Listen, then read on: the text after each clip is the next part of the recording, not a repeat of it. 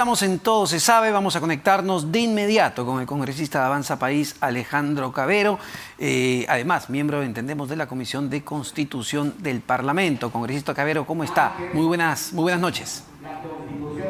Hola Omar, buenas noches, encantado de estar en tu programa. Congresista, quería empezar a ver con lo que se está debatiendo en este momento en el Congreso de la República. Incluso más temprano vimos que había un altercado sobre un tema fundamental que tiene que ver con la bicameralidad. Digo fundamental porque lo que busca es cambiar la estructura del Parlamento, más allá de las críticas o de que sea un buen proyecto. ¿Cuál es su posición al respecto? ¿La bicameralidad ayudaría a mejorar la calidad legislativa? Mira, para mí es una reforma fundamental. Yo he sido además el primer parlamentario que presentó un proyecto de ley para regresar a la bicameralidad en este periodo parlamentario. Y creo que es una de las reformas trascendentales para fortalecer la institucionalidad, Omar. Tanto se quejan la ciudadanía y los parlamentarios en general de que tenemos un parlamento que aprueba leyes express, que aprueba leyes declarativas que no sirven para muchas cosas. Y finalmente la bicameralidad lo que va a traer, Omar, es mayor reflexión, mayor calidad legislativa, mayor calidad en la representación. Mira, mucha gente ha criticado, Omar, que esto podría traer más costo, ¿no? Porque es más parlamentarios, es más costoso. Finalmente, no medimos cuánto nos cuesta, Omar, legislar mal. Y las leyes malas tienen un costo enorme para la gente. Eso por un lado. Y por otro lado hay que recordar que el Parlamento unicameral que tenemos hoy día, con 130 congresistas, es bastante más caro que el Parlamento bicameral que teníamos el año 90. Ahora, hoy día el Parlamento tiene más de 4.000 trabajadores. Sin embargo, podemos reajustar ese presupuesto sin que cueste un sol. Sin embargo, hoy el presidente del Consejo de Ministros, Aníbal Torres, en estos llamados consejos descentralizados en Cajamarca, ha dicho pues que el pueblo ya se pronunció en su momento, en el referéndum de diciembre del 2018, y dijo muy claramente que no a la bicameralidad, no a la reelección de congresistas, y que ustedes, al aprobar o intentar aprobar un proyecto de este tipo de reforma constitucional, están yendo contra lo que dice el pueblo. Mira, es cierto lo que dice el Premier, hubo un referéndum hace 4 años ya, y es importante aclarar que la ley de referéndum establece claramente que pasados 2 años del referéndum se puede volver a consultar en cualquier momento la misma o una reforma similar, como en este caso la bicameralidad obviamente no es igual a la que se planteó hace 4 años, tiene algunas otras modificaciones, y evidentemente pasado un tiempo la ley permite perfectamente poder volver a consultarlo, porque el ánimo de la ciudadanía cambia, porque los tiempos políticos cambian. La Constitución del año 93 fue ratificada por referéndum y la izquierda se llena la boca todos los días pidiendo convocar una asamblea constituyente por referéndum. Entonces, si decimos que ese referéndum es perpetuo, no deberíamos poder convocar a ninguna cosa nunca cada vez que se someta algo a referéndum. Yo sinceramente creo que los tiempos han cambiado. Creo que la ciudadanía cada vez es más consciente de que necesitamos mejorar la calidad legislativa del Congreso. Ahora, creo que el Congreso tiene una crisis tremenda en este momento y la bicameralidad es la reforma principal para que eso pueda empezar a cambiar. Otro tema clave, congresista Cavero, tiene que ver con lo que ocurrió el día de ayer en el distrito de Chadín, en Chota, Cajamarca, que es el secuestro de colegas de Cuarto Poder, que justamente estaban haciendo esta investigación de la cuñada del presidente de la República, que sale gestionando una obra de una empresa particular. A ver, el presidente el día de hoy no ha dicho nada al respecto más allá de 2 tuits. ¿Qué va a hacer el Parlamento? Mira, no solamente el presidente no ha dicho nada más allá de un tuit, sino que las acciones del gobierno contradicen totalmente las declaraciones del presidente. La ley Mordaza, por ejemplo, es un ejemplo, valga la redundancia, perfecto del desprecio que siente este gobierno por la libertad de expresión, ¿no? Y finalmente hemos tenido hoy día a varios congresistas oficialistas que dicen que ellos le creen más a los ronderos que a las personas que han sido secuestradas, a los periodistas secuestrados por estas personas. Entonces, finalmente, Omar, el desprecio en las acciones del gobierno por la prensa es claro y es evidente. Y yo creo que es absolutamente condenable, ¿no? Ahora, permítame entrar a un tema que pues genera evidentemente mucha polémica, y no solo polémica, sino indignación, sobre el informe que usted presentó a la Subcomisión de Acusaciones Constitucionales. Y yo le pregunto, ¿por qué no permitir que se investigue a Manuel Merino, a Antero Flores Arauz, a Gastón Rodríguez, que en ese momento se desempeñaba como ministro del Interior, sobre los lamentables hechos ocurridos el 14 de noviembre y también los días anteriores. ¿Por qué blindarlos de una investigación judicial? Mira, por una razón muy simple. La denuncia de la fiscal de la Nación que presentó en la subcomisión, en donde es la fiscalía la que presentó los testigos, la fiscalía la que presentó las pruebas, la fiscal estuvo en las 6 audiencias públicas que hemos tenido nosotros en la subcomisión, no pudo presentar una sola prueba, primero que concluya que la policía fueron los autores de los 2 homicidios de Inti y de Brian, y segundo, que hubiera existido alguna orden o cadena de mando de parte del presidente de la República ordenando esos homicidios. Entonces, finalmente, Omar, si no existen pruebas contundentes para que se le levante a un funcionario o exfuncionario el antejuicio político que establece el artículo 99 de la Constitución, eso se tiene que respetar, ¿no? Finalmente, ojo, la investigación continúa porque en este momento, Omar, existen 11 policías y varios manifestantes procesados en el Ministerio Público, y eso no se para por el informe que ha emitido la Subcomisión de Acusaciones. Eso va a continuar, y yo siempre lo que he hecho es exhortar a que se encuentren quiénes han sido las personas que realmente dispararon contra Inti y contra Brian, y que no se busque más bien una suerte de chivos expiatorios por consigna política, y que no se encuentre jamás quiénes les dispararon a estos chicos. Sin embargo, creo que aquí este tema se politizó, ¿no?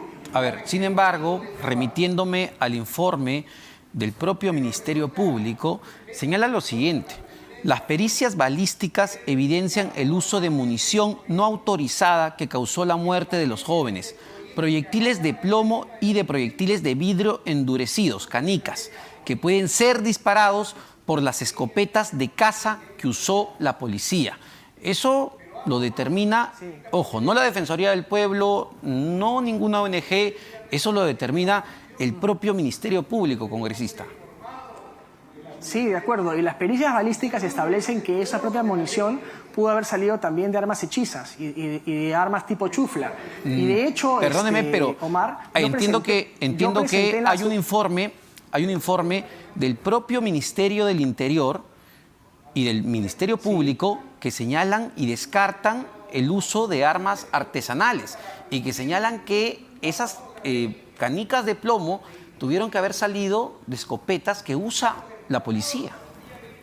Mira, yo te digo, yo he leído y he visto el informe y la pericia balística, que es finalmente el especialista. Ojo que el señor Naldos, el que hizo el informe del Ministerio del Interior, no es especialista en balística, ni mucho menos. El informe de la pericia balística menciona que los cartuchos pueden haber provenido tanto de escopetas de caza como de armas tipo chufla o armas caseras.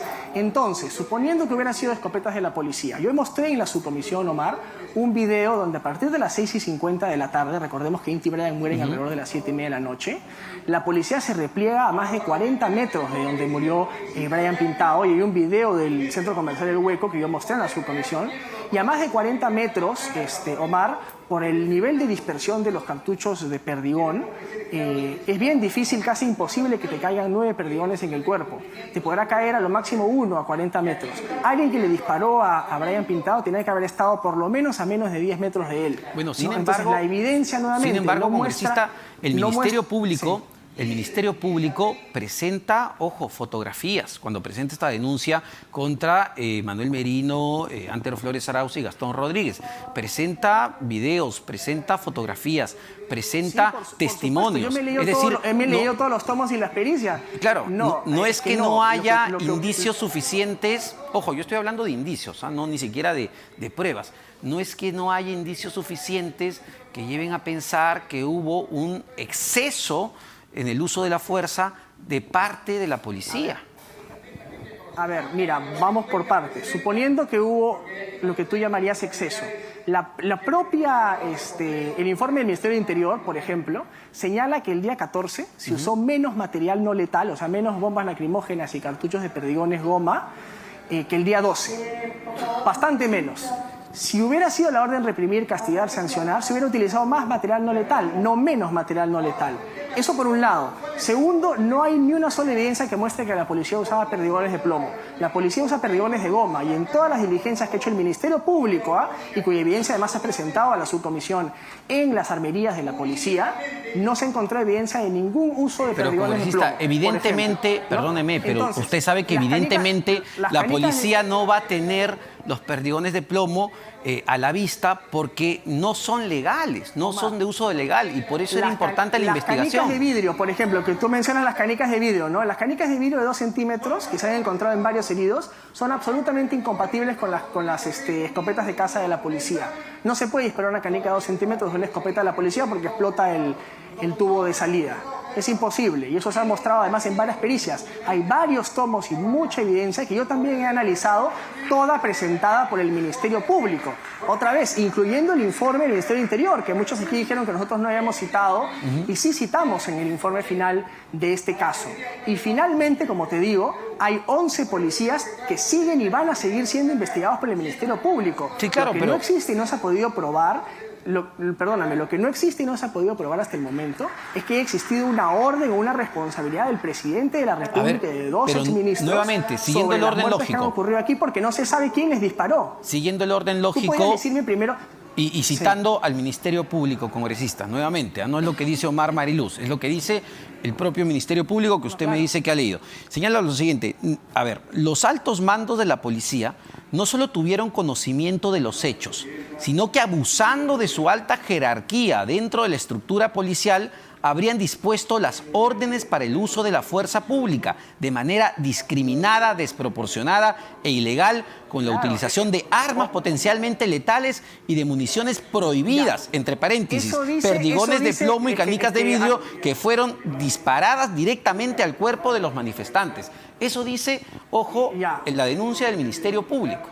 Exactamente, por supuesto, esa es la hipótesis del Ministerio Público en la denuncia, pero ¿qué pruebas presentan ellos para sustentar lo que dicen? Finalmente el Ministerio Público hace un montón de acusaciones en la denuncia que nos ha presentado, la presentó la Fiscal de la Nación, donde ellos dicen, la policía habría hecho esto, la policía habría hecho lo otro, la policía habría reprimido, pero ¿cuál es la prueba que ellos presentan para decirnos sí, efectivamente se hizo? Como te vuelvo a decir, el material no letal que se usó el día 14 era mucho menor que el que se usó el día 12, entonces ¿cuál es la prueba de que hubo un uso excesivo de material no letal? El hecho de que haya 78 heridos, y creo que me quedo corto porque Human Rights habla de 200, pero usando la data del Ministerio Público, no la de Human Rights, que habla de 200, Omar, hay 78 heridos, hay testimonios, incluso periodistas que fueron alcanzados y heridos por este uso desproporcionado de la fuerza.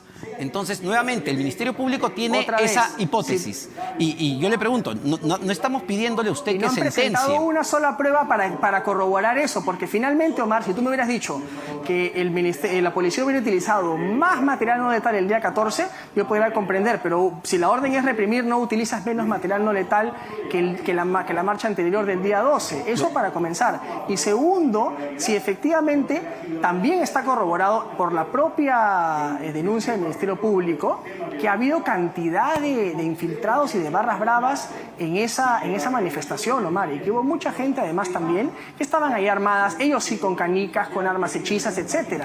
Entonces finalmente lo que no se ha logrado demostrar por ninguna prueba que haya presentado el Ministerio Público, salvo sus hipótesis de habría, es primero quién le disparó a estos chicos y segundo si eso provino de una orden del presidente Merino o de alguno de sus ministros. Sin embargo, entonces finalmente, Omar, ¿cómo tú podrías decir en una decisión que tomase la subcomisión, cómo podrías decir, ¿sabes qué? Merino sí ordenó si ni siquiera sabes quién disparó? Congresista Lo Cabero, primero que tienes que hacer es saber quién disparó. Sin embargo, este nivel de represión de la policía comienza más o menos el 10-11 de noviembre, que empieza todo este tema lamentable.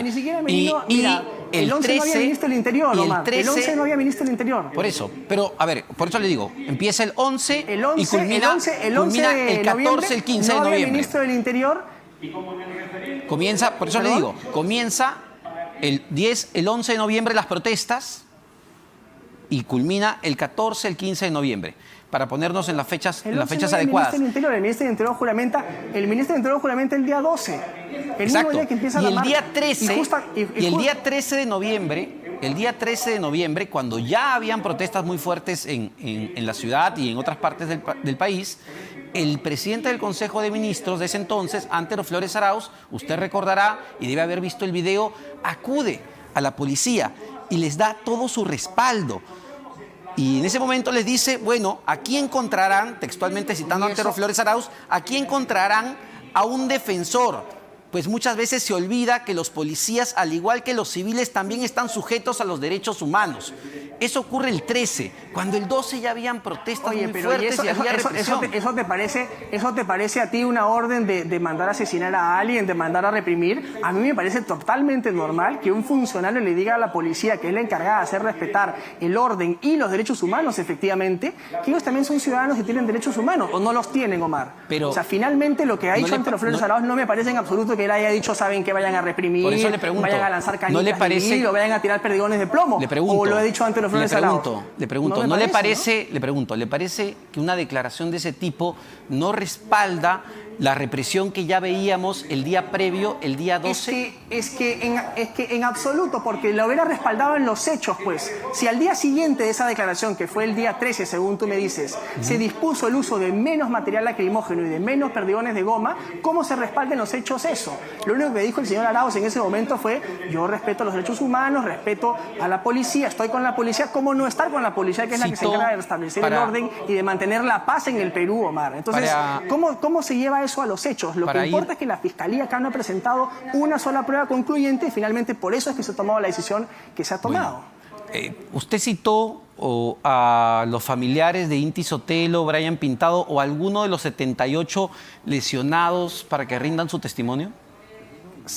¿Sabes por qué? Porque a mí se me ha criticado mucho, Omar, de que yo he sido fiscal, de que yo he sido juez. Yo me he remitido a tomar lo que ha presentado. Yo me he limitado a tomar lo que me dio el Ministerio Público, porque ellos son los que se encargan de conducir la investigación penal en este asunto. Todos los testigos han sido llamados por la Fiscalía y todas las pruebas dadas por la Fiscalía. Por eso ellos le vuelvo a preguntar. No han llamado a ningún familiar de ninguno de los dos. No citó ni a los familiares ni a los heridos. Ningún congresista ni nada. Por eso, no citó ni a los familiares ni a los heridos. Ministerio Público. Perfecto. No, y, a ver, tampoco el Ministerio Público lo ha hecho hasta este momento, por si acaso. Y le pregunto, otro tema que me parece importante. En el informe se sostiene que Merino, Flores y Rodríguez carecían de información sobre lo que ocurría en ese momento en el país, de esas protestas. Eso es lo que han mencionado la mayoría de testigos en las 6 audiencias públicas, con presencia de un fiscal que hemos tenido. Yo no he sacado esas conclusiones de mi cabeza, las he sacado de las declaraciones que han emitido más de 25 testigos en 6 audiencias públicas, Omar. El país en ese momento se estaba incendiando claramente y usted cree que ellos carecían, Omar, de información. Yo te digo, remitámonos a las pruebas y a las cosas que se han actuado, a las pruebas que ha presentado el Ministerio Público, los testigos que se han citado por el Ministerio Público y que han estado en 6 audiencias públicas. Yo te digo, finalmente, tú me has citado a la Fiscalía, dice que habría, tú piensas que ha habido tal cosa. Finalmente, ¿dónde están las pruebas de eso que me están sosteniendo? Entonces, finalmente yo te diría que aquí yo lo que he sido es objetivo. Yo he tratado de despolitizar un tema que ha sido tremendamente politizado y he tratado de tener una visión imparcial de este asunto.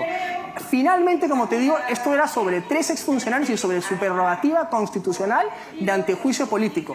Eso no quita que el Ministerio Público siga investigando a los policías, a los manifestantes y primero encuentre a los asesinos de estos 2 chicos. Y cuando sepamos quiénes son los asesinos, ahí podremos tomar alguna decisión. ¿Cómo vas a decir que el presidente de la República mandó a asesinar a alguien? Porque a Manuel Merino y a sus ministros los habían acusado por homicidio ante la subcomisión, ¿no? No por simplemente reprimir, no, por homicidio. Solo para terminar, estaban acusados. Solo para terminar con este tema, congresista, ¿no siente que, a ver, lo están, y con respeto se lo pregunto, ¿no siente que están utilizando a un político y congresista joven para defender a una clase política tradicional que justamente está desprestigiada y por quien justamente hubo marchas en ese momento? Yo he hecho lo que ha dictado mi conciencia y en lo que yo creo y he defendido correcto. y yo no me arrepiento de lo que he hecho, creo que he hecho lo correcto y creo que he defendido lo que mi conciencia me ha dictado. Tontos útiles aquellos que creen mentiras y que repiten y repiten en la opinión pública, en el Congreso, cosas sin evidencia y sin sustento. Yo finalmente he hecho lo que ha dictado mi conciencia en función de las evidencias y las pruebas y los testigos que ha presentado el Ministerio Público y que hemos revisado en 6 audiencias públicas con presencia de una fiscal. Bueno, lo cierto es que no se va a poder investigar ni a Manuel Merino, ni a Antero Flores Arauz, ni a Gastón Rodríguez, exministro del Interior, por estos hechos. Que se encuentren a los responsables, Omar. En vez de decir que no se va a investigar a fulano, hay que decir que se encuentren a los responsables. El Ministerio Público, a más de 1 año y medio, no ha encontrado nada. Que investiguen, que trabajen, que el Ministerio Público se dedique realmente a investigar qué pasó con esas muertes. Bueno, el Ministerio Público se ha presentado una serie de testimonios, videos, fotografías. Para usted no es nada, pero el Ministerio Público lo ha presentado. Permítame cambiar. Yo te voy a decir, a las pruebas me remito. Bueno, evidentemente hay posiciones diferenciadas sobre ese tema, pero yo digo, el Ministerio Público se ha presentado muchísima documentación fílmica sobre lo que ocurrió en la quincena de noviembre, lamentablemente. Quiero cambiar de tema sobre el caso de Dina Boluarte, congresista, donde también usted es un miembro importante de la Subcomisión de Acusaciones Constitucionales. Ya la Comisión Permanente ha solicitado y ha dado un plazo muy concreto para que se presente un informe sobre su situación. ¿Cuál es su posición al respecto? Dina Boluarte cometió una infracción constitucional al firmar como presidenta de un club departamental, el Club Departamental de Apurímac, mientras era ministra de Estado. Mira, de acuerdo al reglamento del Congreso, yo soy miembro de la Subcomisión de Acusaciones, precisamente por eso estamos discutiendo el tema anterior, y no te puedo adelantar opinión sobre si yo creo que ha cometido o no ha cometido infracción, porque estaría adelantándote opinión sobre un caso en el cual yo voy a votar, evidentemente, y caso en el cual además podría o no podría ser eventualmente el ponente. Entonces, no te puedo adelantar opinión. Lo que sí creo es que, otra vez, tenemos que remitirnos a las pruebas que se vean y tenemos que ser objetivos y ver el asunto en todas sus dimensiones. Ya llegará el asunto a la Subcomisión de Acusaciones y tendremos que decidir, ¿no? ¿Y qué opina de que haya acudido a la Comisión Interamericana de Derechos Humanos, su abogado, para tratar, entendemos, de detener el proceso que ya está en curso en el Parlamento? Eso sí creo que es un absoluto despropósito, ¿no? Finalmente, si ni siquiera se ha agotado la vía interna, la vía nacional, no tiene ningún propósito recurrir a la Corte Interamericana de Derechos Humanos. Lo único que le va a decir la Corte es, señora, primero deje que culmine el proceso y si eventualmente en ese procedimiento se viola algún derecho constitucional o alguna garantía del debido proceso, ahí se podrá acudir a la Corte Interamericana, pero no tiene ningún sentido acudir en este momento. Y de hecho creo que varios expertos han mencionado ya ese tema. Hasta que no se agote la vía interna no tiene mucho sentido recurrir a ella. Entiendo que acudió a la comisión de la Corte, a la Comisión Interamericana de Derechos Humanos. La Corte es otra instancia. Comisión, efectivamente, sí. Pero ¿qué pasa? Sí. Y hay todo otro debate constitucional. ¿Qué pasa si la Comisión da una recomendación diciendo, oye, Estado peruano, hay que detener este proceso? Mira, eso sería, desde mi punto de vista, absolutamente inconstitucional, ¿no? Y yo creo que el Parlamento no tendría por qué acatar esa decisión. Y hablando un poco de la soberanía del Poder Legislativo, me parece que no tendría por qué acatarla. Y hablando de los plazos, ¿cuánto tiempo? Porque se ha determinado un plazo de 15 días. ¿En cuánto tiempo esto tendría que ser presentado? Sí, el reglamento establece efectivamente un plazo de 15 días, pero efectivamente eso requiere una serie de audiencias públicas que se tienen que realizar para llamar a los testigos, la gente que pueda haber estado involucrada en el caso, y eso puede tomar quizás algunas semanas. Va a depender de cómo la subcomisión se organice y cuántas sesiones se hagan para efectivamente poder acabarlo. Creo yo que es importante que se haga en el menor tiempo posible, evidentemente, ¿no? Ahora, congresista, un tema ya más parlamentario y más de estos días que evidentemente genera mucha expectativa, que tiene que ver con la conformación de la mesa directiva. Hasta el momento, Alianza para el Progreso lo que está pidiendo es que se respeten los acuerdos de hace un año y sean ellos los que presidan esta mesa directiva.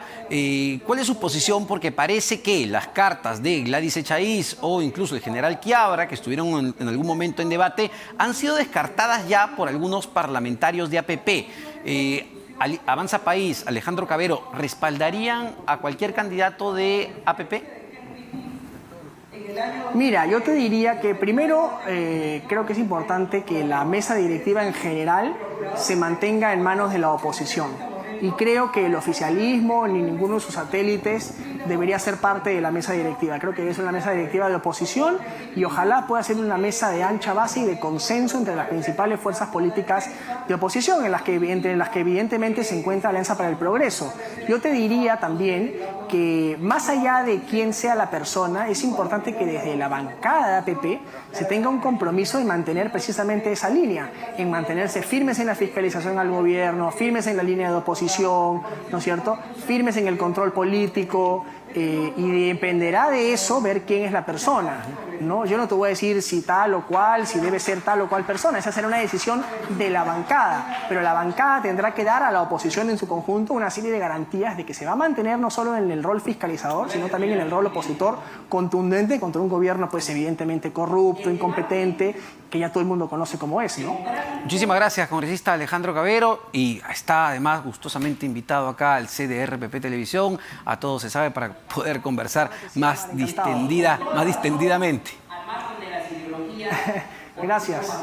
Hasta luego. El congresista Alejandro Cabero de Avanza País. Vamos a conectarnos en unos instantes con el congresista Jaime Quito de Perú Libre, ¿verdad? El congresista Jaime Quito efectivamente de la bancada de Perú Libre, también para conocer sus impresiones sobre lo que se viene discutiendo en el Congreso de la República. Está el tema de la bicameralidad, pero es imposible ya no pensar en cómo se va a conformar la próxima mesa directiva del Parlamento, y entendemos que ya las diferentes bancadas están en medio de conversaciones que evidentemente no se hacen públicas hasta el momento, aunque algunos congresistas nos han revelado incluso abiertamente que sí, bueno, no hay ningún problema en conversar. Y justamente uno de los principales temas es la conversación que habría, y lo ponemos en condicional, entre Fuerza Popular y Perú Libre. Ojo, no lo digo yo, el congresista Américo González la semana pasada nos comentó esto, que efectivamente sí había una serie de conversaciones. Luego los miembros de ambas bancadas, otros miembros de Perú Libre y los miembros de Fuerza Popular, han negado esto, pero han señalado que no tendrían ningún problema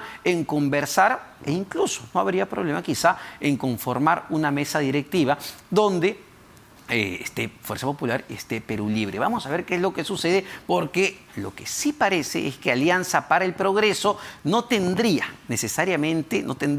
todos los votos necesarios para presidir la mesa directiva. ¿Y por qué es tan importante, ojo, cómo se va a conformar esta mesa directiva? Porque muchos congresistas, ya abiertamente, como acá en este set lo ha dicho el congresista Jorge Montoya de Renovación Popular, creen que el presidente de la República tiene que ser vacado por las serias investigaciones que hay en este momento en su contra. Y lo único que falta es tener la cantidad de votos necesarias, los 87 votos, que es otro tema.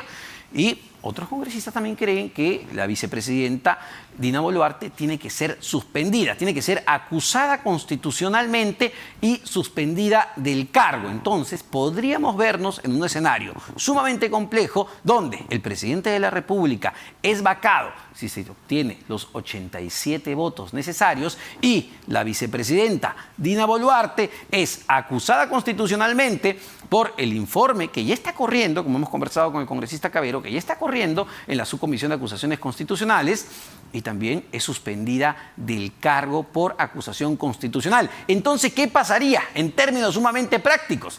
Bueno, si no tenemos presidente, no tenemos vicepresidenta y esta plancha presidencial no tiene un segundo vicepresidente, tendría que asumir el próximo presidente o presidenta del Congreso de la República. Es por eso que es tan importante la elección de esta mesa